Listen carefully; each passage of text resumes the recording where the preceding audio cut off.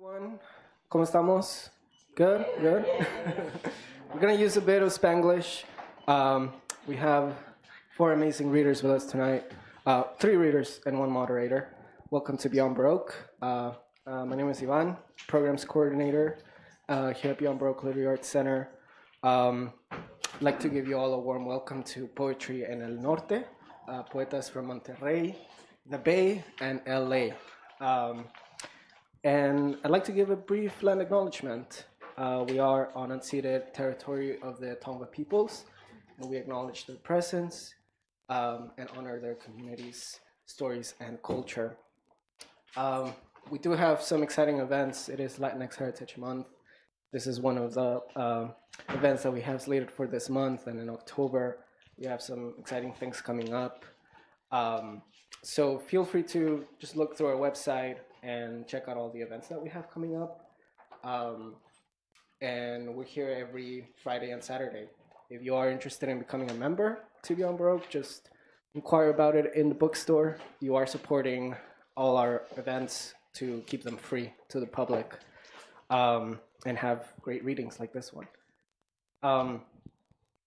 Huge thank you to our staff and to our directors, Quentin Ring, Executive Director, and Jimmy Vega, Eric Alberg in the booth, Nick in the bookstore. Please support our authors after the reading. We have copies of all our poets that you see. Maybe Hector, we don't have any, but soon, one day.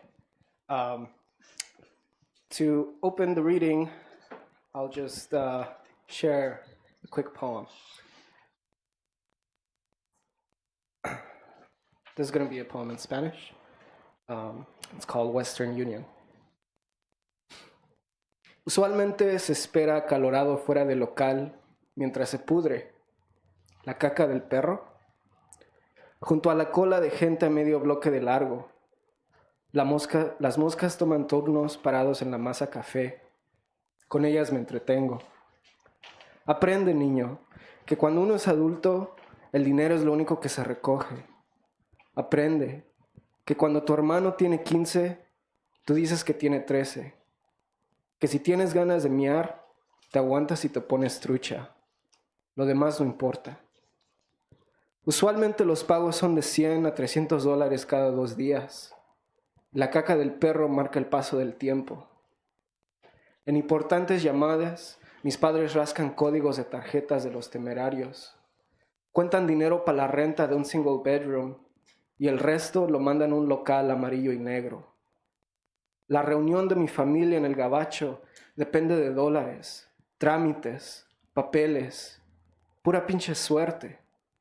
Mi viaje es un western film chafa con protagonistas morenos, taqueros, coyotes, escondites con fortunas de nopales de oro, donde al final la bala de un narco mata a la migra y ninguna troca se vuelve a meter con nosotros. Cada vez que pienso en la frontera, cada vez que recuerdo nuestro cuarto de hotel, me da el mal de rejas. Una parada más, ya merito. Ahorita somos chilangos en el desierto con ganas de cruzar a como de lugar, aunque sean 8 horas caminando. Aburrido, quiero comer carne asada con los primos, en vez de seguir tragando episodios de José Luis sin censura y Operación Repo. Niño, ¿quieres explorar tu cuerpo en otro país? Cuando uno es adulto, solo importa la llegada, el chin chin de la maquinita, la excitación de los nervios. Me vengo y me traen, a la fuerza si se llega. Yo no sé mañana, ya no habrá más tele, ni jales, ni Bandamax, o putazos en vivo. Mañana quizás será el día que nos convertimos en cargo. Hoy soy un desgraciado. Doña Laura, tenga misericordia. Quizás mañana seré un hombre, no un hombre diferente.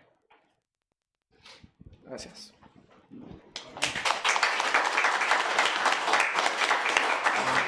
So next up, we can present our authors for tonight, and we have Nilsa moderating the conversation and also presenting the poets. But just so that you know a little bit about Nilsa Martinez, She is a writer of fiction from Mexicali. Some of her short stories collections are Roads, Tu casa es mi casa, Un patio más amplio, and Green Encanto.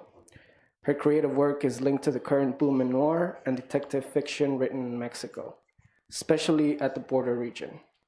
She has published in numerous journals, including the LA Review of Books, Revista de Literatura Mexicana, Huizache, and Latin American Literature Today. Her work was part of the anthology Latinx Writing LA, Nonfiction Dispatches from the Colonial Rebellion. And Nilsa is currently a UCLA graduate student in the Department of Spanish and Portuguese. Her most recent publication is a collection of short stories, Por si un día todo falla.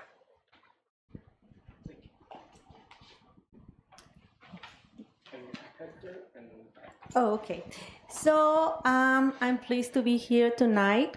I feel like I'm infiltrated here because I'm a noir fiction writer and I have this opportunity to discover who committed the crime of with these poems. So it's going to be interesting. So first, we're going to start with Hector, son of Hector, right? He lives in Oakland, California. He is the child of Mexican immigrants. Currently, he works in a hospital, dreams of short stories, and writes poetry in secret. And I think since I've been trying to learn more about his work, that there's so much more to learn about him that these 3 lines he wrote about himself. So, well, let's start with him. Okay. So I'm going to read all of them. And we have Minerva Reynosa. I'm so happy because I had the opportunity to meet her in the past. And she's from Monterrey, Mexico, poet, cultural manager, and PhD in social sciences from El Colegio de Michoacán. She has published poetry books, Una Infanta Necia, Emotonoma, Carmen Alardín Award, La íntima de las cosas, En atardecer en los suburbios, photographs of my conceptual heart, absolutely blind, among others. Her work has been translated into German, English, Swedish, Russian, and French. It has been presented as at academic conferences and literature festivals in Mexico, Cuba, Colombia, United States, Spain, France, Germany, Morocco, Sweden, Russia, and Finland. And by the way, she's presenting today. No, did you present today your work at Leala or tomorrow? Mañana. So you have the opportunity to enjoy twice her work because she's presenting her work tomorrow at Leala, this beautiful book fair. She's currently collaborating with Benjamin Moreno on the textual, visual, and technological experimentation project Minerva. She's an online teacher, literature consultant, manager of different projects to raise awareness of poetry and belongs to the National System of Art Creators in Mexico. Welcome, Minerva.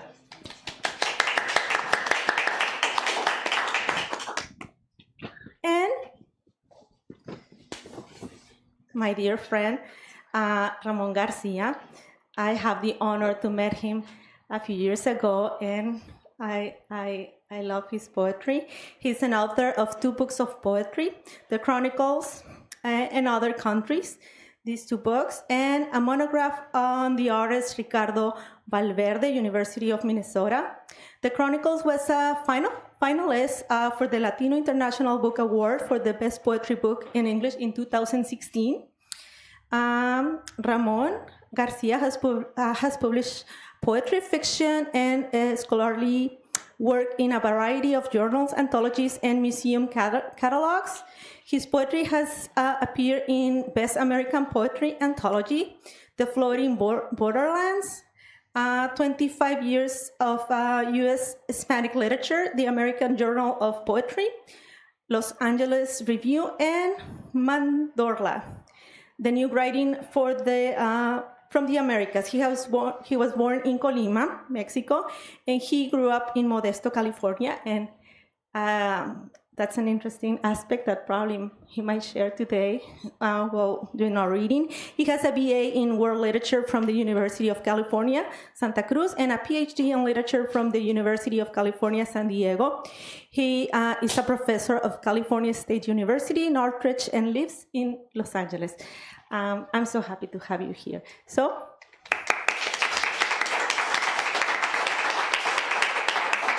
we're going to start with Hector, son of Hector. Celestial bodies are objects in space such as the sun, moon, planets, and stars. For tonight, the poem begins with the inception of time, somewhere beyond, the space between stars, darkness, evidence the universe is finite, mathematical formulas that travel the vitreous body of your eye and show you its composition, from stardust to carbon, to acids to bone. He tells you, I've had to stretch out guts between my fingers like it's spaghetti to find the cuts to save a life. And you wonder, can a person become just a body? The evolution of the vitreous body of your eye is in context, a body submerged in water, millions of years of ocean, millions of years on rocks, walking below what the sky could offer, reflections, refractions, stars, the sun. The eye evolved, and from anywhere on this earth you learned the sun burns, even at night. Walking below what the sky could offer, time has taught you you have none. Your biology incomplete without children. Your life expectancy is 77.28 years. That in the middle of the night, when hunger and cold strike their sharpest, you have nothing to offer. There are no services rendered to the needy. You have nothing to offer, so keep walking and keep walking and keep walking. You are not of the Bay or LA or the Central Valley or any valley, San Fernando, Simi, Salinas, Coachella, Death, ni el Valle de Mexico, or even the Indus. So keep walking, feet hurting after every shift, toes turned to mushroom digits. And he says it's plantar fasciitis for wearing the wrong shoes. A whole decade behind every step is the oblong shape of your soul. Let it swell, allow the inflammation to heal as you keep walking and keep walking and keep walking.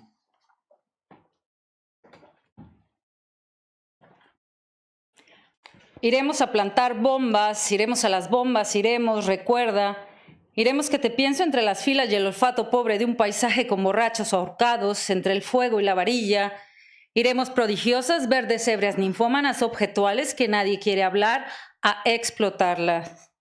Iremos varias veces con la carne narrando al centro de la épica, una amiga más otra amiga bailando en el disparo y la sangre olor de la pregunta más algebraica. Es una varias bombas, diremos sin color, blandas desahuciadas después de distendidas, diremos exploten los consejos, soy pobre y si te dije, si una vez dije que te amaba hacia las bombas con menta y perejil, me arrepiento. Ningún residuo emocional, iremos vagas e indeterminadas en la constante transición histórica, iremos pidiendo en los estrechos del ser el nombramiento, regidor hablante, sin ahumar boca. No soy esa muñeca que le das cuerda para cuando quieres, pero vamos, iremos amiga más amiga, sin cara, sin nombre, invisibles, perseguidas a piscar. Iremos irredentas, iremos todas las ecuánimes, amigas con amigas, más ecunémicas a tu plantanar, a plantar y dejar por ahí en revisión más bombas en la fraca rueda, momento y tenso, cuando un disparo mormón testigo de tu canción. Iremos varias veces con la carne narrando al centro de la épica, una amiga más otra amiga bailando en el disparo y la sangre olor a la pregunta más algebraica. Es una varias bombas, diremos sin control, blandas desahuciadas después de distendidas, diremos exploten los consejos, soy pobre y si te dije, si una vez dije que te amaba hacia las bombas, hoy me arrepiento. Con menta inmejorana, irreemplazable la sobreemocional, iremos vagas e indeterminadas en la constante transición histórica, iremos pidiendo en los estrechos del ser el nombramiento, regidor hablante, sin ahumar boca. No soy esa muñeca que le das cuerda cuando quieres, y si te dije, si una vez dije, pero ya, vamos, estaba loca.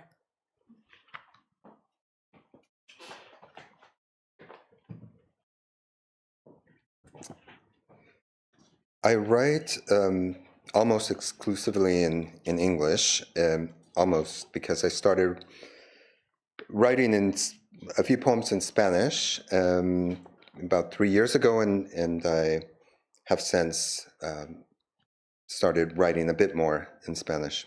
it's a slower process at this point. This poem I wrote in Spanish, and it's my translation that will follow. It's about the Argentinian poet Pizarnik, who committed suicide, I believe in 1973, but don't quote me on that. Pizarnik. La escena final es femenina, finamente elaborada, a la altura de lo poético y lo maudit. Es el teatro de la muerte, el laboratorio de la fama. Allí quedaron las muñecas maquilladas, la nota legendaria, el silencio y sus máscaras. Hasta allí arrastraste la noche, la dejaste colgada, entregada a las maravillas de Alicias fracasadas. Fue el triunfo.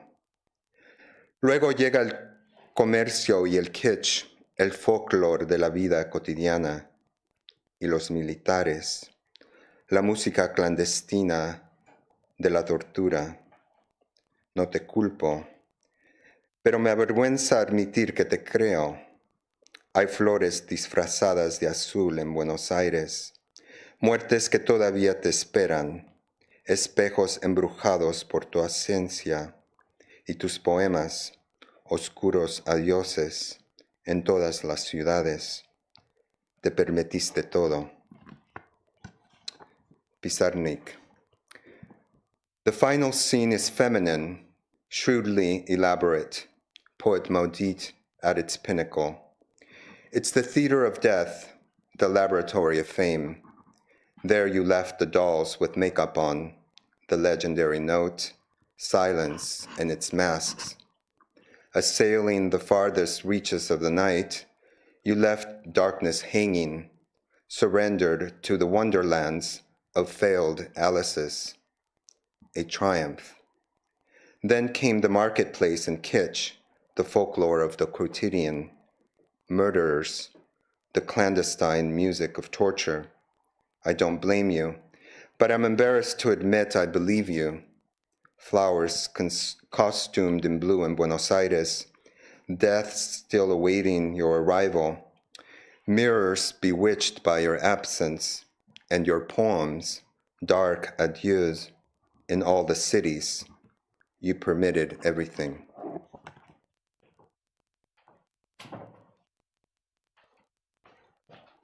You've seen the eye of God in the oblong shape of your soul, ephemeral, phantasmagoric. You swear ghosts only exist in your mother's home.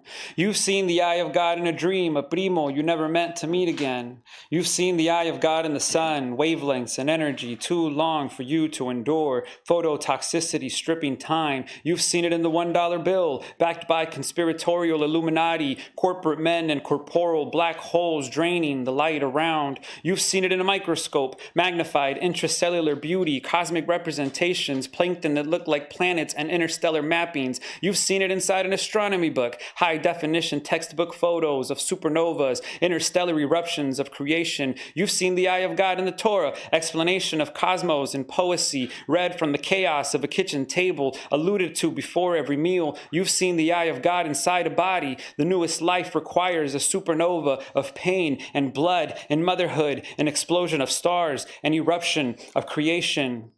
Dry pinto beans scatter in the chaos of a kitchen table. Laid out are playing cards and ashtrays, salty peanut shells drying out elder tongues, plain white candles flickering throughout. The silky voice of night speaks through the boombox. Jazzy beats of Los Angeles Negros keep the rhythm of crosshatch blues from seeping through the cracks of the ground. Y la cobija de los pobres rests in the center of the card you always play. El humo, como una tiniebla cósmica, se apodera de la mesa que huele a cigarrillo, entrando y saliendo de pulmones, una respiración cuyo único fin es fin de todo. Esta noche, en el centro, el sol sigue ahí siempre, alumbrando su sonrisa roja junto a la estrella y la luna, y pones el frijol donde tu abuela llama. His skin melts into liquid and seeps through the cracks of the ground. Only the bones are left. The end. La viejita limps with the cane to the corner where the orange bus slips past her. She jumps into the dry river, floats over to the next stop, The end. The music bounces off sidewalks, slanted rooftops, and beneath the canopy of a front porch where a grandfather becomes witness to the elotero getting mugged at gunpoint just 200 feet away, his shoes cemented into the ground by a fear he thought he'd escaped.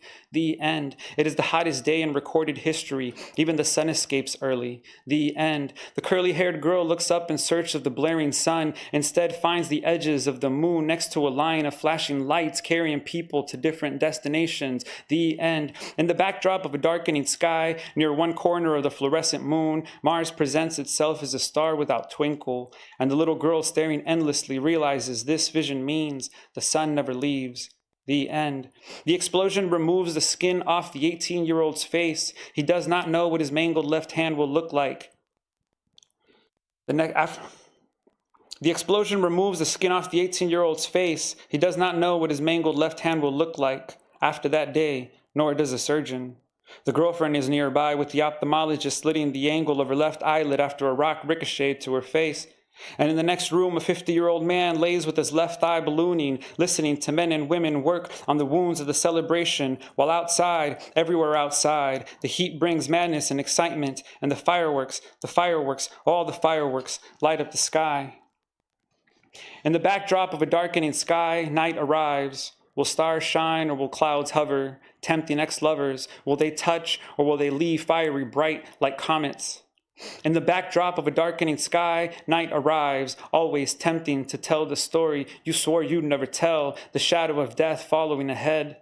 In the backdrop of a darkening sky, night arrives, sometimes without moons, without stars, but the city lights will tell you the time, the season, it does not stop. When night arrives and shadows lose their strength, prescient messages of please be safe, heavy in your hand, and you carry the moon in your back pocket to give to a friend, watch the twinkle in her dangling hoops, pray her lips do not tempt you into unadulterated kisses on the curb, reaching for each other's organs, and you hold the heart like a delicate star, warm purrs of a small engine, energy between the two, sun and earth, you and her, quietly, hurriedly, before the night goes away. En la segunda planta, gran desorden, con mi novio, exfabulosos músculos a mi lado, yo pienso en ti sin romance con el presente, yo pienso después de haberme venido en él sin erotismo, yo lloro mi voz, yo pienso, ruego, me arrodillo para besar la carne, él como un dios esperando, qué convicciones ahora, nos gustaría el sillón, los labios, el hambre, entonces nosotros, amantes otros, a escondidas, amantes hacia la plancha de ejercicios, el sudor, ni sopor, ni grito, tesituras, periferias corporales. Yo lloro queloide. Yo pienso acostada antes de venirte y mis labios, querido mío, la ceniza, incinérame. Soy un contenedor debajo tuyo, sin romance, sin amar la diferencia. Yo arrodillada, Jamaica, España. Yo anónima al lado de mi exnovio, fabulosos músculos, sin poder. Yo disfrutar orgasmos. Yo tirada, yo distante en el dolor de mi roto cuello, roto rostro, de tanto no verte. En la segunda planta, dentro de la cama con mi exnovio, el problema, un corazón descamisado por el fuego, las llanteras, la falocracia. Yo pienso en la sanación, en los chamanes, la popularización de los orgánicos, los piojos, las liendres, el cráneo. Yo pienso después de quemar mi piel con un cerillo, el descuido, la promesa, la dejadez tercermundista. Yo lloro en el baño, la muerte sin salida de emergencia. Yo pienso en el engaño cultural, la píldora, negación al útero, el tiempo plebe y mi cuerpo, bronco, aspiración del karma, los objetos malasaña. Yo acontezco benigna, la tirria, la rabia, la ira, qué mal de ojo desde la cápsula, reacción nazi. Ahora nos gustarían las galletas, las hormonas del crecimiento, el tallo toshi, lo material, el dasein, los enemas. Entonces nosotros, yo, capitana respirable, salvaguarda, no alcornuda, podrida, refinada, apetitosa, con la náusea. Yo lloro queloide. Yo pienso por decreto del Estado Mayor Presidencial y mi sangre, compañeros, colectiva para el regalo, gift giver, representación intravenosa, caverna ciega, el ano en tropa. Yo esperando el toque del recreo, ruido, la confitura de la hojuela, el reviente de los vasos sanguíneos. Yo grieta, yo primate, yo enfermera al lado del incendio, los niños, la impotencia, la muerte entera sin poder. Yo disfrutar la maternidad, el matrimonio, la coca base. El resistol, yo helada, yo esposa ante el dolor roto de mi roto rostro, yo siendo la noticia, la prensa, el horror de los quemados.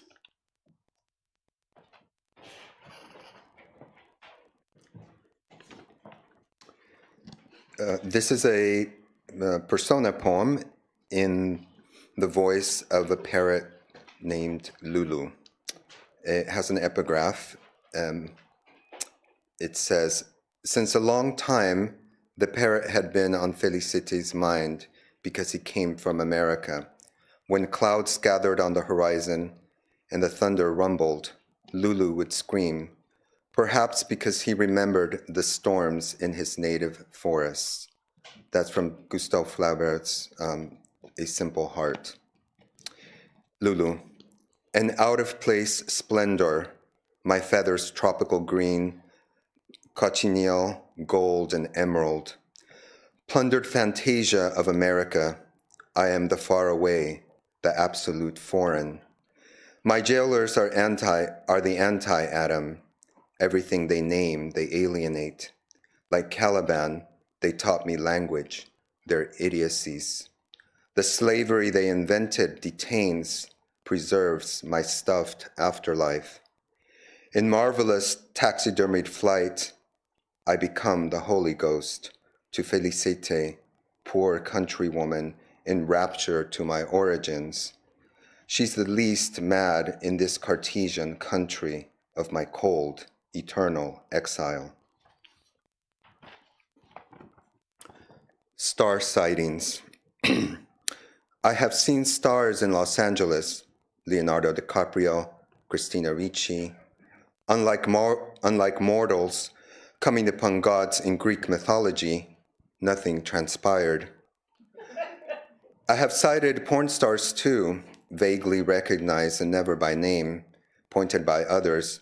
They have the daguerreotype eyes of John Brown, brilliantly empty, teeming with otherworldly violence.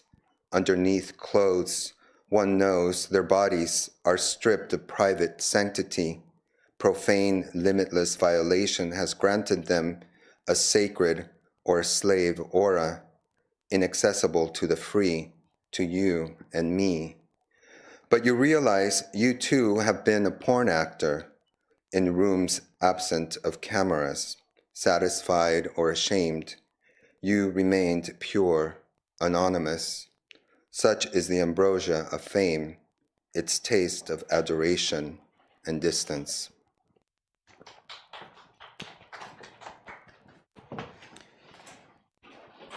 Hold the heart since it is no longer theirs. Squeeze in the rhythm you have learned to dance the song of death. You are no longer observing, you are learning. In the eyes of the cosmos, you are just dust treating dust. But here, in this room, you are merciful creatures of love. And today you are important. Be you the hand that pumps, or the one that needs it.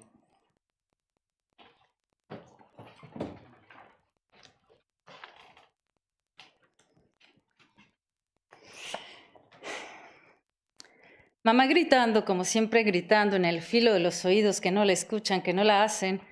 Una pared de 21 años que se sale con la suya y sigan que gritando. Ella escoge irse Casino Apodaca 1994.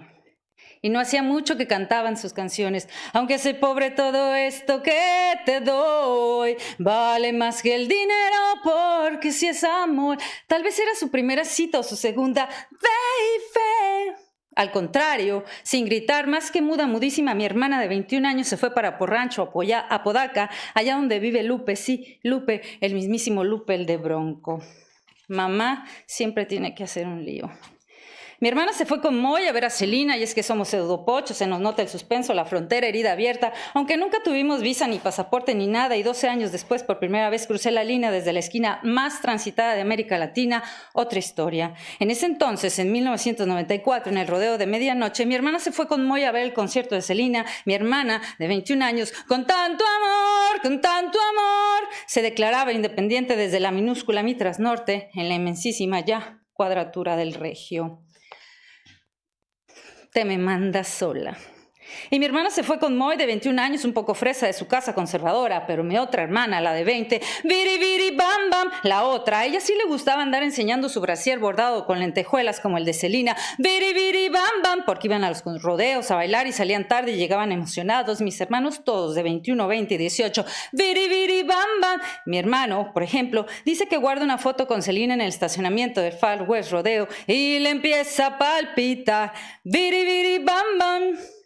Mi hermana llegó tarde esa noche, muy madrugada. No pasó nada, se hicieron novios. Mi corazón se enloquece cada vez que lo veo pasar y me empieza a palpitar. Porque en ese momento, mi hermana en sus 21 años se declaraba in a constant state of transit, como dicen la Sardúa, libre pero desde el acto de salir desde el centro hacia la periferia por Rancho o Apodaca, como la nada por el camino ese para llegar al aeropuerto, como la flor con tanto amor, de 21 años para escuchar ver las curvas pochas en traje púrpura de Celina, que era la estampa de la chicana empoderada, con tanto amor entre el otro lado y este nuestro.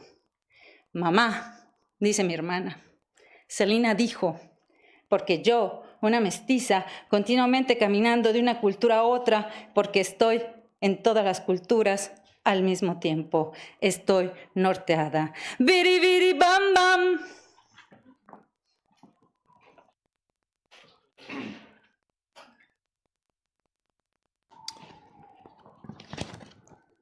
An Anthology of 20th Century Argentinian Poetry, 1981. Printed when the generals ruled, and poets, the lyrical, told terror, but told it slant. Borges made his appearance. Was it before or after his praising of the gentlemen, bringing order to the country? Alejandra Pizarnik, unfazed, unmoved, plucked flowers of evil from her torment-tended garden. Gloria Orozco reported on the horoscope and wrote elegies to Berenice, her regal cat, communicating through centuries from the feline afterlife. For Jacobo Fichman in the insane asylum, nothing changed. God did not change. Agony did not alter. I don't recall if Juan Gelman and Julio Cortázar were absent from the table of contents. Why don't I remember? Bought from a street kiosk in Buenos Aires, for years its pages kept more innocent company in the masses of my bookcases. But the book's lack of innocence became more pronounced. The homeliness of evil tinted the cheap beige paper, its nondescript, imageless cover, its sad, guilty colorlessness. I donated it to the neighborhood bookstore. But time makes curiosity a dark longing, and the dreams, crimes, and occult signs of those Argentine poets beckon me, imprisoned sirens in the liars' concentration camp. They sing of abandonment, that they are not guilty, that they didn't know, that it was not cynicism or opportunism, that I will never hear from them again.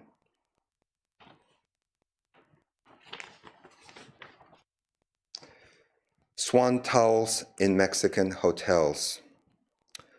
Towels twisted, coiled, shaped into swans welcome you to rooms left spotless by the cleaning staff. Every day of your stay, with the departure of the housekeepers, they reappear, the birds of air-conditioned paradises. Glideless lettuces, flightless upon beds that are lakes where each guest brings dreams from temperate zones to rest. Propped up like Greek sculptures in museums, gloriously singular or kissing beak to beak in mirrored symmetry, posed suggestively, not all of them are white, though the majority are. They can be dull browns, soft beige, and even blue, mutants of a race that cannot be pure. And in more modest hotel rooms are less skillfully stylized, their swan forms less precise. Is it a swan or some other animal? A duck, a giraffe, a seagull? Or is it possibly a skinny elephant? In purposely ephemeral foldings, not made to remain as molded, they are to be dismantled back to flat usefulness. The swan was made to be unswanned.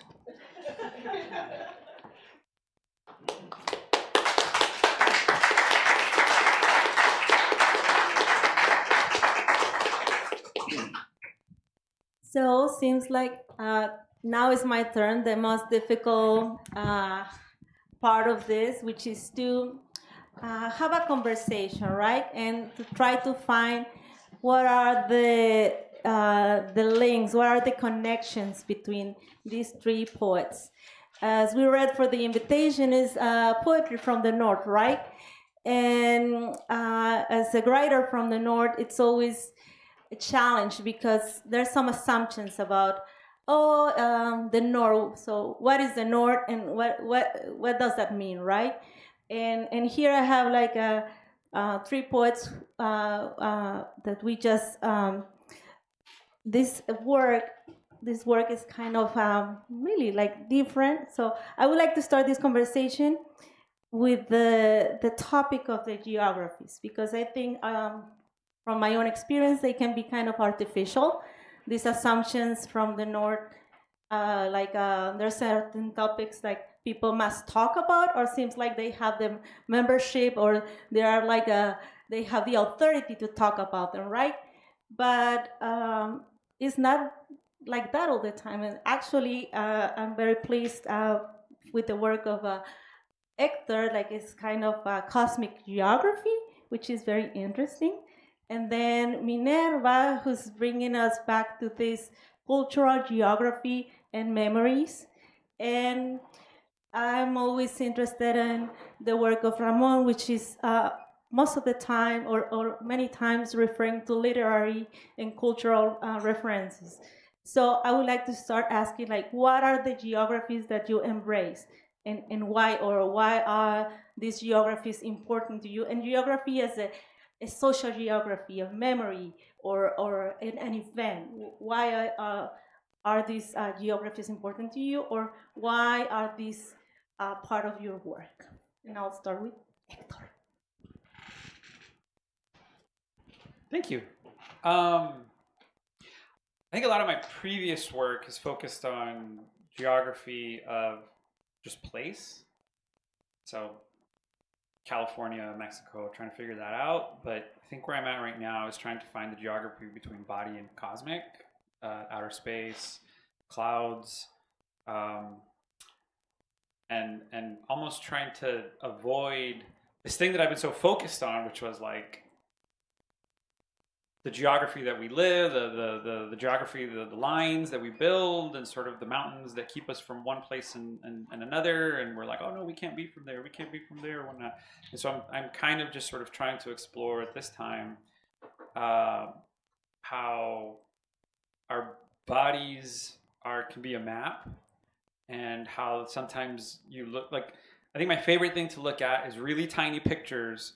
Or not really tiny pictures, sorry, big pictures of really tiny things, like through a microscope, and you're like, wow, that looks like it could be like a satellite map, or of Earth, or of outer space or something. And I think that amazes me when we start to think about like the space between, like within an atom, you have like supposedly they're so tiny, the energy that they have, and like the electron is all the way out there, but it isn't, and it moves, and blah blah blah, and yet you think about like how much space is in between planets, how much space is in between stars, how much space and it amazes me. And yet if you look at the geography of the eye, or not the geography, but like if you watch the evolution of the eye, you start to see how what we can see, what we know, is all through the vision and through the eye. And it's just like, for me, it's an amazing, I don't think of it as geography, but I'm seeing it through this question of geography. And I look at the eye,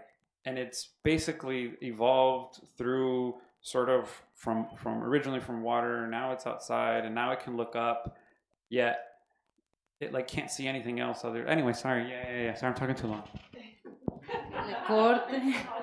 Oigan, yo tengo una petición, ¿no pueden quitar estas luces y prender todo? Es que está bien. Tacito faroleada. Es que yo no, yo ahorita. Es que la luz me está matando. Estoy bien faroleada, no veo nada. Ok, bueno, yo voy a contestar.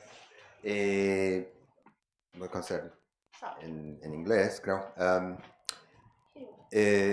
Well, for me, what Nisa mentioned, it's both literal, geographic.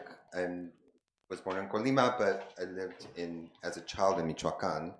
So it's very center in Michoacan, in Mexico. And then I'm from the Central Valley. I actually had never thought about that. It's like two centers there. So I do write about Modesto and Los Angeles. I read one recent poem about Los Angeles. A lot of it's based on memory. So for me, it is literal, geographic. But in terms of the literary, I see it more just literary. I write in English, but I think, actually, a friend of mine who's a theater scholar, Argentinian, told me that my poems in English, I don't know if this is true, structurally, it's like I write with a Spanish grammar, not good at grammar, so I don't know, I can't judge whether she's correct or not. That structurally, my grammar, I write in English with a Spanish language grammar, something like that. I'm not sure if I understood correctly, to be honest. But she said, but you have a complete Latin American sensibility. You just happen to be writing in English. You're like a trans of culture. It's like, oh, okay. I like that concept because I do feel that way. And starting to write in Spanish, I feel like it's somebody else that I'm barely beginning to know. So there's something very mysterious about it in terms of language. But yeah, it's something geographic for sure. I mean, I grew up in the suburbs, and that was its own cosmos. And then Los Angeles is very particular. And then, I get around and I travel and then I read other things that give me things to write about. Buenas noches.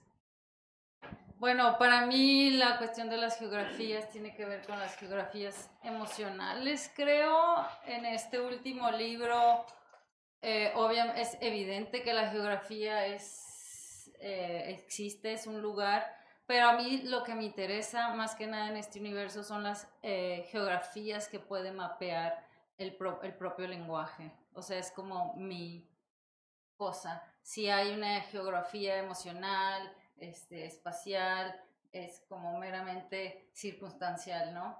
Más bien lo que me interesa, y eso suena, pueden decir, es un poco conceptual o charro o como sea, pero pues la geografía lingüística, ¿no? O sea, cuáles son mis decisiones en la elección de las palabras para crear una manera de leer y entender el poema. Bueno, desde mi perspectiva, porque ya yo suelto el texto y el lector construirá a sí mismo con sus geografías emocionales, sociales, culturales, ¿no? And maybe, yes, thank you. And I was thinking when I was posing this question, the geographies, because, for example, Ramón, he was reading this poem when we can kind of travel to France or to Argentina because we were learning and kind of in contact with this character, with these people who are so important. That was more like what I was thinking about, how poetry and your poetry sometimes are approaching these artists, right? So in terms of these geographies or these characters, well, Minerva, she has a special interest in Selena, or I had the opportunity to watch some of one of your readings, Hector, and you were referring in a long, long poem about these historical figures of Cortés, of Cuauhtémoc, etc. And then again, Ramón thinking about Borges, Pitamor, Pizarnik. So these important figures are, why are you bringing this to your poetry? Why, and I think this question is like, why? Well, because I want to write about it, right? I feel like I want to do it, right? But in terms to learn more about your work. So, and could be this or some other news that you're writing about right now. They don't need to be this specific. people. Bueno, yo voy a contestar primero. En mi caso, ¿por qué decido? Bueno, hay algo bien interesante. A mí me ha atraído mucho esta onda de la marginalidad, las periferias, ¿no? Esta idea de que la poesía está en los arrabales, como decía Octavio Paz, que decía Heidegger, ya saben, ¿no? Así todo. Que la poesía vive en el arrabal, en la marginalidad, en las periferias. Me atrae mucho esa idea, por lo tanto me atrae muchísimo la cultura pop. Yo soy del norte de México, por tradición en el país, los de afuera, ¿no? Digamos los que no estamos en el centro, en la Ciudad de México, hay como una resistencia, ¿no? En no pertenecer, encajar, pero no pertenecer porque somos del norte y no queremos ser parte de esta hegemonía y toda esta cosa. Entonces, tiene que ver con esa actitud y estos temas que propiamente no son literarios, como la figura de Celina o en otro texto que tengo, Amy Winehouse. Yo tomo muchas cosas de la cultura popular, sobre todo de la música, pero al mismo tiempo eso me da la oportunidad de como esos temas atraer, ¿no? No porque yo utilice la cultura popular, no hay un sustrato, pues digamos, más literario, más formal, más, digamos, intelectual, ¿no? Pero a mí lo que me atrae es como lo torcido de esta idea de que lo popular es bajo y bueno, en realidad no, es más rico, y como hacer una mezcolanza y rara. No sé si contesté, ya me fui por las ramas.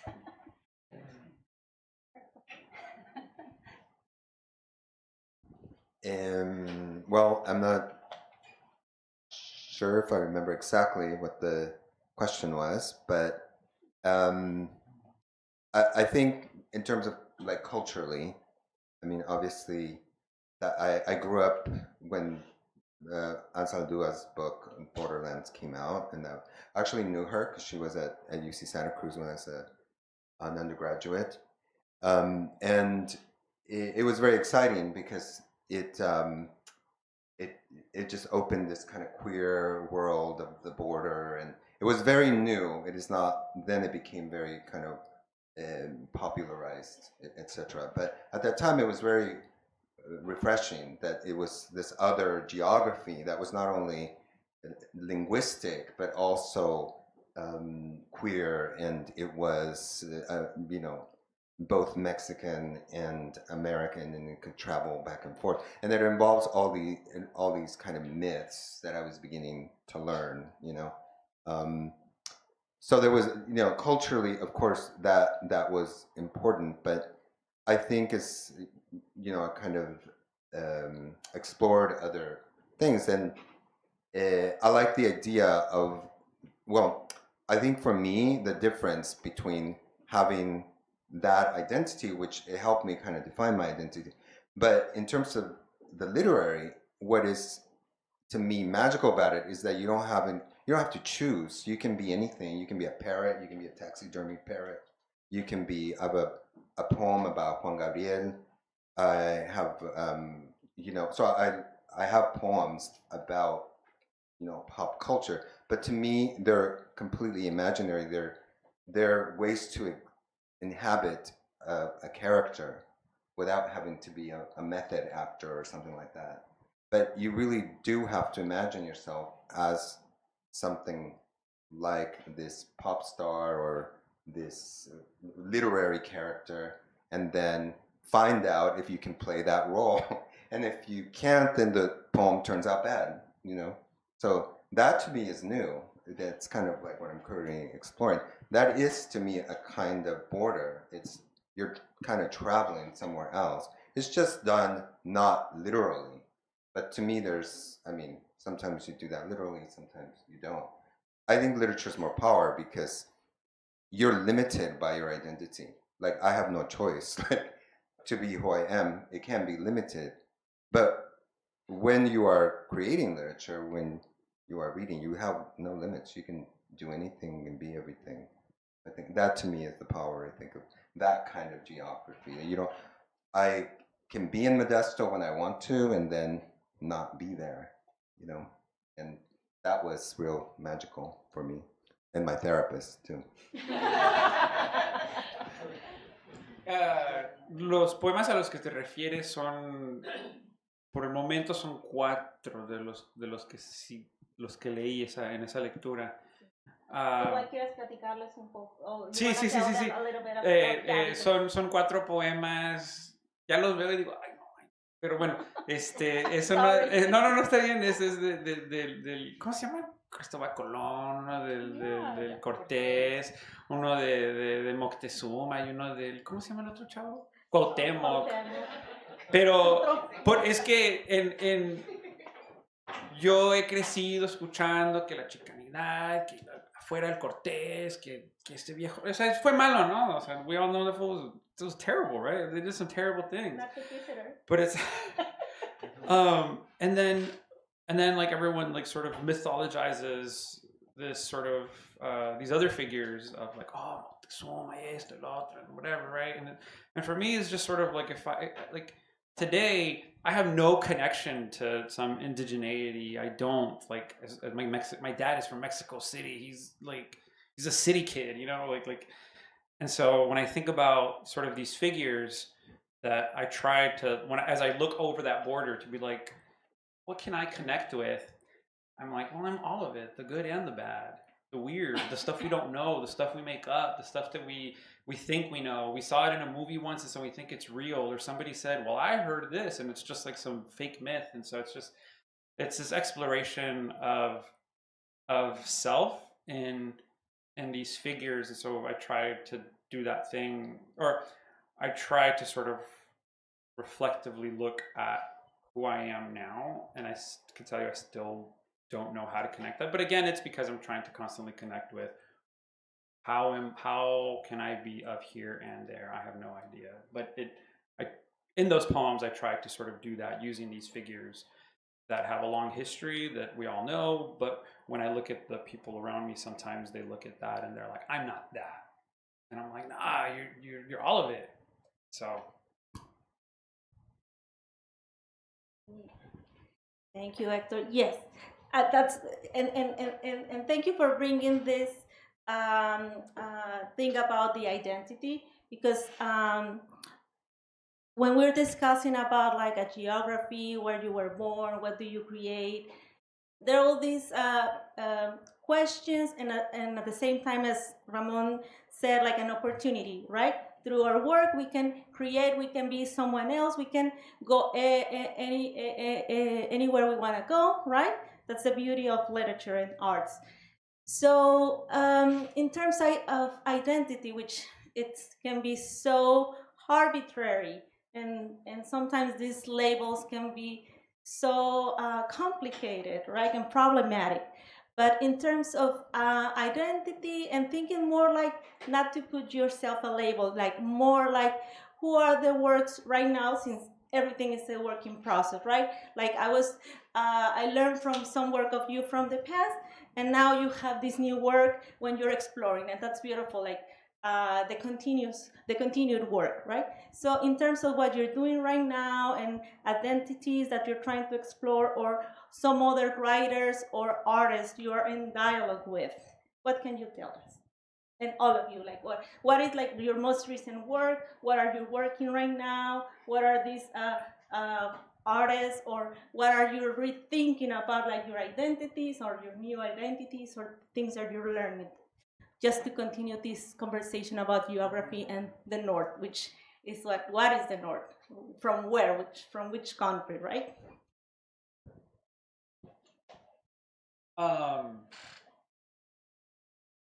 It's funny because, sorry, en México, cuando dicen el norte, o sea, dicen, yo soy del norte, ¿no? Por ser eres del norte de México, pero cuando dicen, no, tú eres del norte, eres de este lado del borde, de la frontera, Sorry ¿no? for interrupting you, because for me, and thinking about the North and the border is so random, because we are in the south of California, which is the north from Mexico. Like if you see, so if you're located in Mexico, that is the north. We are at the north. But if you are not, if people are looking from up, so it's the south. So that's how complex this is, right?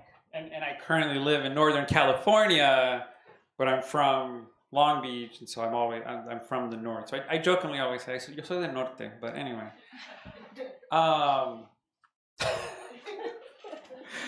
I think I try to write.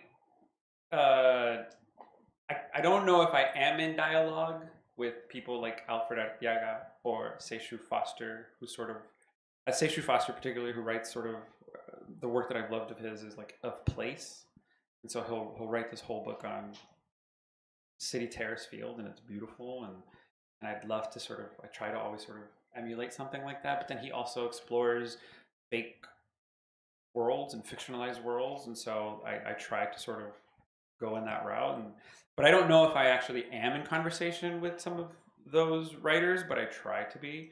I know Alfred Arteaga has these poems where he just kind of he starts to use French, and it's in place and it's where he's at, and so I try to do that sometimes in my work, but currently I don't know if I'm writing, at least at this time, in dialogue with a lot of poets, but more so in dialogue with some of the scientific books that I've been reading, and sort of trying to sort of express them, and also like from Stephen Hawking's understanding of a brief history of time to Carl Sagan's understanding of the world, and so I feel more like I'm trying to be in dialogue with that as well as the literary world, but I can't tell you right now that I am doing that, but yeah.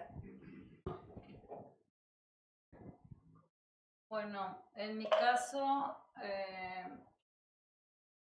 a diferencia de los libros que tengo publicados, que gracias a todos estos apoyos que hay en México, que nos piden que los libros tengan un tema y una extensión de las cuartillas, y que nos han hecho mucho daño, ahora estoy escribiendo algunas cosas que básicamente se resumen en un poquito de todo. O sea, cuando me dicen, ¿de qué estás escribiendo tu libro? Pues es como un poquito de todo. Estoy haciendo una mezcla ahí rara de temas, pero formalmente, de nuevo, a mí me interesa mucho el ritmo en el poema, entonces me estoy saliendo como un poco de la caja en ya emplear como lenguaje del habla cotidiana, o sea, todas estas expresiones de doñita que hay en el español estándar mexicano, y también palabras que no son usuales en la poesía. Por ejemplo, a mí me gusta esta frase del tren del mame, ¿no? Me encanta. Entonces usar, por ejemplo, palabras como mame en el poema, o sea, ese tipo de cosas que a mí particularmente me sacan, y digo, ¿cómo? O sea, o la queso, ¿no? Ah, y la queso, hoy le estaba explicando a él qué es la queso, y la queso porte, que no sabían, y otro compa mexa en San Francisco, le digo, ¿cómo no conoces? Y la queso, bebé. Entonces, por ejemplo, ese tipo de expresiones, traerlas o sea, llevarlas a mi texto, pero pues no de una manera facilista, sino pues inventiva, ¿no? Con ingenio. Y bueno, mis lecturas ahora, yo soy una gran entusiasta de la literatura brasileña, la poesía brasileña, y ahora, bueno, pues yo leo traducciones, pero ahora me estoy juntando con los brasileños, entonces ya, hora nalga, Julia Tornillada, mi silla, y estoy leyendo a João Cabral de Meloneto con diccionario. A mí me encantan los concretos, Haroldo de Campos, que es uno de mis santos patronos, ¿no? Las galaxias. Estoy leyendo, acabo de descubrir una cosa que estudia un brasileño, bueno, ya lo conocía, pero no le había entrado, Douglas Diegues, que escribe una cosa de portuñol salvaje, que es como portugués con guaraní, español, y Vianney Batista, que no la he leído, pero estoy viendo sus videos. Entonces ahora lo que yo estoy reflexionando a propósito de esas lecturas y de cómo la poesía brasileña, fuera de pues estar incomunicada, ¿no?, con los países que hablan español, crean una tradición así súper rica, multireferencial, y con estas ideas de lo sucio, a propósito de que yo estoy cotorreando ahorita con los poetas chicanes, me estoy dando cuenta que quiero como darme la oportunidad de cruzar ese umbral, ¿no? De que la poesía debe tener una formalidad y una limpieza que está muy presente en la poesía mexicana, ¿no? De lo limpio, de lo pulcro, y cruzar ese umbral y no ser tan higienista en el poema, o sea, como darme ese chance independientemente si bueno, la crítica me publican, o sea, pues como proceso creativo, ¿no? Que hay una tradición muy opresora de solemnidad, ¿no? En la poesía mexicana que poquito a poquito se... Oh, we're getting rid of it, but yeah. Yeah. Así mero. Well, it's interesting listening to Minerva and then what you just said, because I have from el Norte the opposite experience, because I think what I like about Mexican poetry is that solemnity, that kind of high-end, almost operatic, melancholy kind of thing, which I think, it doesn't have to be nostalgic. It can be adapted to my own North over here. Obviously, I don't just want to adapt it because I'm writing in English anyway. But I think that other stuff, and it is possibly because we're trained with that, and in a certain extent, you kind of like. But even when I was young and I read the beats, it was just too upbeat for me. Too like I don't know what you call it, like, huh? Yeah, but it was just too, I wanted something a little kind of more serious or something, but I wasn't interested in the language. The language seemed very simple. And then, now I just, I read other Mexican, more Latin American poets, because to me, now that I'm older, I don't see Mexico as just like the only thing south of me. To me, it's the whole continent of poetry that I'm still discovering, and I'm still kind of in dialogue with, at least, in another language. And that to me, it seems very exciting. I think also because we are expected to, because we do have an identity, there are certain expectations that you write about certain things, I've been asked if I have magical realist things to contribute, and I don't, So that kind of stuff is limiting, because there are expectations that somehow you'll be interested in, or you can just hand them over some magical realist thing with a flying doll or something, I don't know. And so I think that can be very limiting, and it's in publishing, it can be more challenging if you're not kind of conforming to that specific kind of expectation, I think. So I think it's both liberating but challenging, because then you have to deal with the consequences of trying to do something else. At least for me, that's been my experience. So in a way, what we have here is like these different perspectives, and it shows us how when you think about a region, we can find like all these different manifestations of poetry and art coming from the north, from the border region. When people expect, I'm a fiction writer, that we just write about like the desert or maquiladoras or violence, and then you find writers who are having this fiction or kind of gothic literature. For me, that's marvelous. It's precious, right? So thinking about like the North or some other writers, when Ramon says like, oh, this like solemnity of poetry, we have like, for example, Jorge Ortega, which is from my city, and I think it's kind of good, like a paragon of what you're talking about. Like, it's so unexpected, and he's a fabulous writer. So that's the beauty of how we can learn, and at the same time open for for a reading that is not just like this tunnel reading about what you can find at a certain region. So I don't know if we're going to be open for questions or maybe another round of reading. I don't know. Anybody has questions?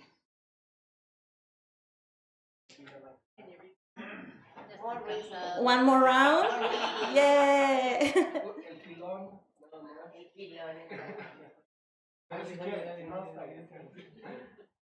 Or maybe some questions.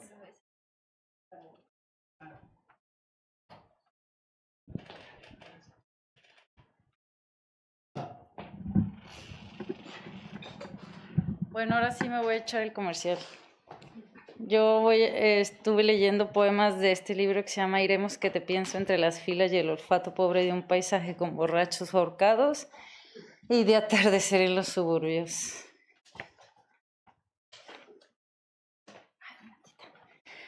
No tiene ningún tipo de opinión, ningún trofeo en la disputa. Un trofeo masculino es un trofeo que no tiene, es un trofeo sin ningún tipo de opinión. Disputa es meramente un ataque miserable y curti, es una fisura palatina de efecto congénito. Galileo sufriendo el mal me baila con el torso desnudo a sus 11 o 15 años. Él es el hijo de en medio, mi vecino con labio leporino, el malito, el corrioso que trabaja para tener un torso que siempre sale a la intemperie con una sonrisa gangosa por la calle, donde alguien le grita, donde alguien lo maltrata, donde alguien lo recrimina, donde alguien lo golpea. Pero en la disputa masculina no tiene ningún tipo de opinión, es un trofeo meramente una disputa miserablemente cursi como pieza de museo, es un trofeo sin ningún tipo de disputa, meramente cursi, fina y irresponsable, es una fisura, una casual, efervescente, un sofrito ardiendo por congénito del que sufre por defecto. Y quise decirte algo que ya no más, pero quise decirte algo, mamá, que ya no más te me mandas sola. Quiero decir que con tu burla la opinión es una cosa que maravilla, la cosa que entra y sale al decirte que sufre una lingüística amenazada por el inglés que garrapatea y denuncia lo anuncia. Lo que Galileo ve es hacia las estrellas un águila que escupe mientras baila, salpica con el torso desnudo a sus 12 o 19 años con el lomo al sol, mientras Reyes miente con la maldita resolana sin resolana, sino el solazo pinche y famélico de las fábricas que tienen polvo verde de la tarde que pica y pica más pica porque sufre el mame al devorar del mundo que le escapa.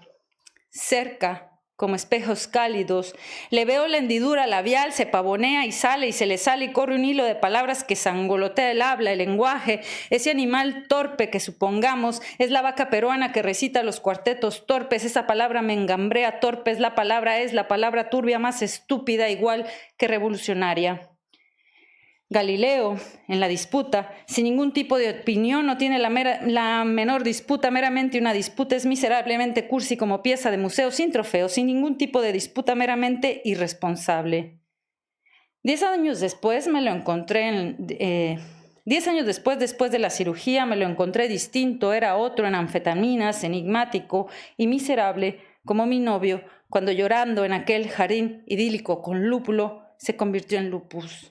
La misma historia y raíz de efecto congénito del que sufre. Pero quise decirte que este pedazo de coágulo es un fragmento que no puede dolerse, algo que por dentro permanece, por el declive, el alza del IVA, el bebé chillando, mientras un vete a la mierda como imagen suena cálida de manera poderosa, tan válida como un enigma chamuscado porque sufre. Quiero decir que frente al muerto, Galileo es muy joven para tener una opinión, pese a la burla tan increíble, tan impresionante, tan interesante, como asestar en medio del corazón doloso mexicano un golpe que maravilla la cosa, poder decir que sufro mera lingüística, meramente amenazada por el inglés, por el anuncio que anuncia que Galileo, amor, no es solo Roma, sino también un par de enunciaciones sin balance, sin resonancia, con movimientos de manos, hombros, brazos, en danza melancólica. Galileo, capitán Aguilar, con el torso desnudo en sus 12 no sé cuántos años, como aquellos infelices de la esquina, generaciones enteras robando la cooperativa de la escuela pública. Qué miserias desde entonces, tantas ascuas vivas. Eso era lo que éramos.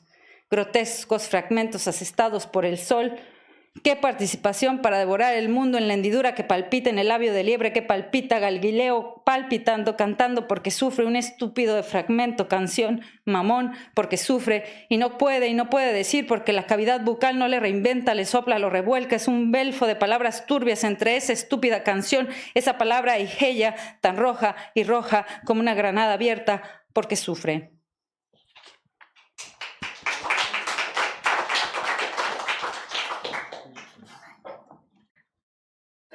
The unrelenting rain is a reminder the earth is willing to let us go. We watch and we scramble, reactionary responses as streets and buildings flood. Immobilized by the inability to choose, the earth will continue its decay, so be the consumer and consume. The destruction of order is entropy, is capitalism. Do not fear, it is just the way of the universe. Meanwhile, the persistence of broken political promises for the sake of self-preservation feeds a spirit of pessimism shared throughout the public. So be the consumer and consume. The destruction of order is entropy, is capitalism. Meanwhile, look into the face of the young woman on the floor, cuffed. Police circle the situation that is her. The public watches like an inverted parade while she remains silent, immobilized by the inability to choose. It doesn't matter if she did it or not. You try to avoid the judgment, but you can't. You remind yourself that she isn't that. The earth will continue its decay. She has the face of a friend you admire. Her gaze pierces like she's on the stage. Above the page, you finally understand the ease of casting judgment on her. Your friend. It is just the way of the universe. Meanwhile, I watch the many ways people ask for race and immigration status. Where are you from? Immobilized. Okay, but where are you really from? By the inability to choose. What about your family? Where were you born? The earth will continue. Where were your parents born? So be the consumer. No, but like, where are you from? The destruction of order. You know what I mean. What an interesting last name. Do you speak your language? Fear. I catch myself doing the same thing. It is just the way. Meanwhile, the man lost his adolescence to the environment that built him, immobilized by the inability to choose. Big buildings on a dirt road in a smoggy city, so be the consumer and consume. The forest behind the home he was grown in will continue its decay, full of fables and fairy tales left unexplored. Meanwhile, if language is a key, then the accent of all my white teachers is a master. And as a janitor of this facility, it is just the way I mop up my youth, squeeze it into a bucket of the universe. Full of language borrowed, the earth will continue from every room I've swept. I practice writing my identity in many languages. The destruction of order each resides in the National Registry of Assimilation. A geographical migration of tongues flows through me, myself never revealed, hiding behind teeth. Meanwhile, I swallow books now, learn new feelings, forget the words, immobilized. I carry a tongue that tasted television and my mother's food. The earth will continue. Something between the WIC program, its decay, and ESL classes in the school cafeteria, its decay. Near the free lunches before they offered shame, its decay. I indulge in the nostalgia, its decay. Recall the flavor of void, its decay. The emptiness of boy hands, consume. Pizza Hut slices I could never afford, consume. My fingerprints sliding into entropy. The crevices of couch cushions, entropy. Scratching at crumbs, entropy, searching for coins, entropy, never finding enough. Meanwhile, put my 15 minutes under the rug, capitalism. I know what 15 pounds can do to a man, consume. 15 feet of investigation into his every action, decay. 15 years ago, I was a different person, entropy. How does a 15-year-old boy learn to be better, choose? Can you squeeze 15 sins into 10 commandments, fears? I just spent 15 seconds asking for forgiveness, immobilized. I need more time. Meanwhile, the unrelenting rain is a reminder the earth is willing to let us go. We watch and we scramble, reactionary responses as streets and buildings flood.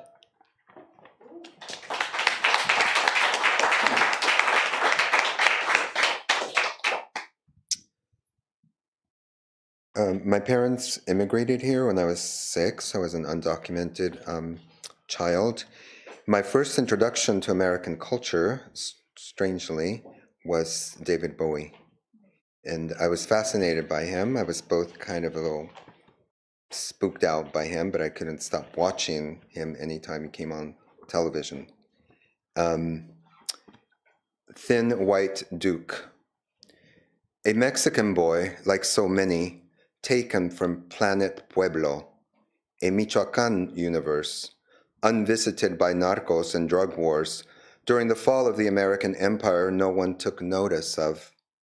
Creatures of dislocation we were, paying for the sins of history's occlusions.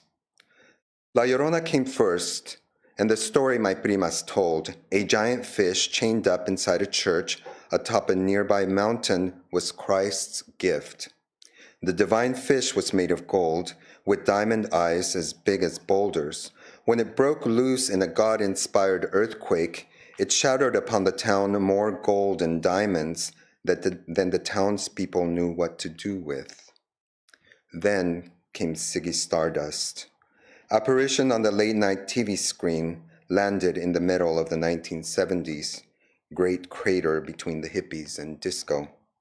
A child uprooted from endemic Mexico, moonwalking the lunar emptiness of California's suburbs, abandoned to the incomprehensible, disorienting worlds of the English language, football, and bologna sandwiches, who recognize in him, her, it, what would take him out of the known to the borders of understanding. All I know is that a church in Cualcomán houses an elegant life-size statue of Christ in a glass case. Believers cross themselves, touch the glass in reverence as they solemnly passed by. The Nazarene's refined, gaunt plaster face is both foreign and familiar, ethereal. It is the face of David Bowie, but bloodied, destined for Mexico. His wounded, fleshless body, marked by colonial centuries under a sexual spell that refuses to be named. Mexican Christ, thin white Duke, the patron saints of dolls queer boys played with in secret shame. Patron saints, too, of outcast daydreams, of the pixies of masturbation, of white cholas with raccoon eyes in the airport district in Modesto, of the science fiction of tears from the galaxies of lust and love, of deranging music composing our lives whose notes we never learned to read. David Bowie, good wizard. The fairy dust you sprinkled on childhood is finally settling. We are tarnished gold, rejected rhinestones, exiled silver, psychedelic glitter, outdated colors, tinsel, cancer, illness, madness, alcoholism, recovery, survival, art, poetry. Some of us find God. We are stardust in an alien night.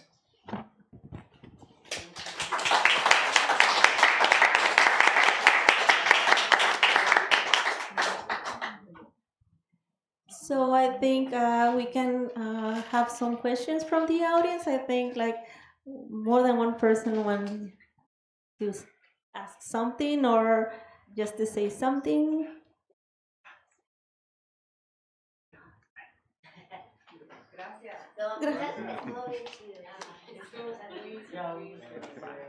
¿Que dónde está el mezcal, dices, no?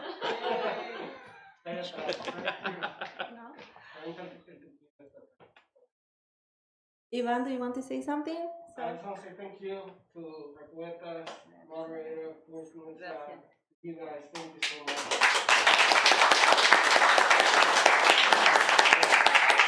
Thank you for coming, and I was so honored to moderate this reading. Thank you. Thank you. Gracias.